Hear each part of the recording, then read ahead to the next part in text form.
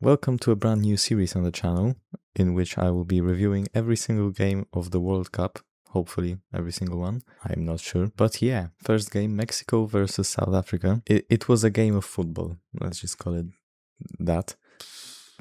I mean, overall, the first games of World Cups are not the most memorable. I mean, do you remember anything from the last opening World Cup game? Not really. Or the one before? Not really. Maybe the 2010 was just a bit memorable because of that South Africa goal, which, by the way, was the same game, just the other way around. It was South Africa versus Mexico in 2010. Anyway, first half, apart from the Mexican fans, which were actually really good. I mean, I was expecting that, home soil. South Africa were making many mistakes. It's just like they forgot how to play football. And then Mexico, early goal, as you can see on the screen, 9th minute. It was, again, a mistake from one of the South African players.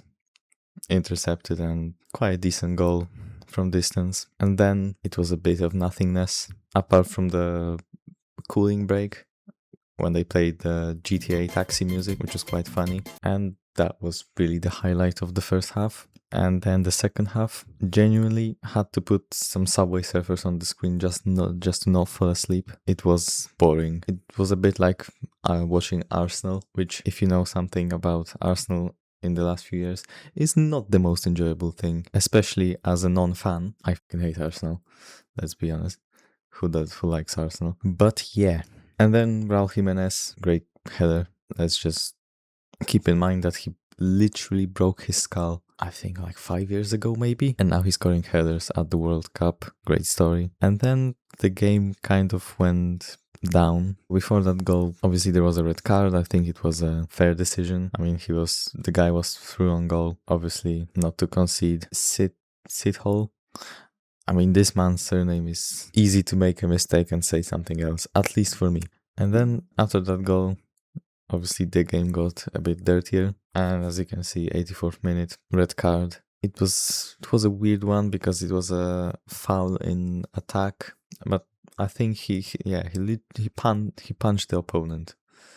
So yeah, nothing to argue. Funny thing is, when the referee, obviously they announced the decisions and stuff. When the referee was announcing the decision, I only understood red card. But I guess that's the magic of the World Cup. Obviously, I'm not expecting everyone to speak crisp, perfect English, especially as a non-English man. Anyway, so the red card. 2 red cards was the first time a team had 2 red cards since 2006, I believe.